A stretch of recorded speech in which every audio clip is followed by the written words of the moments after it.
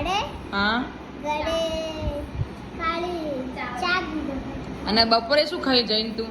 બીજું હા બપોરે મરચું ખાઈ લઉં. મરચું એકલું? હા બીજું કોઈ ખાવાનું નહીં હંગાત? રોટલી ખાઈ લઉં. રોટલી હંગાત ખાવાની, છાશ પીવાની? શાક નહીં પીધું. હા ચાવલ ખાઉં.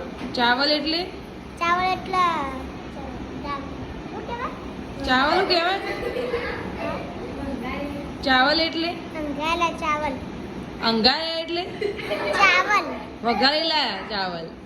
હગાવા ચાવલ. પણ ચાવલ એટલે છે ઊંચી વાવો ચાવલ. ચાવલ ધોળા કલર. થોડા કલના કેવડા હોય આમ?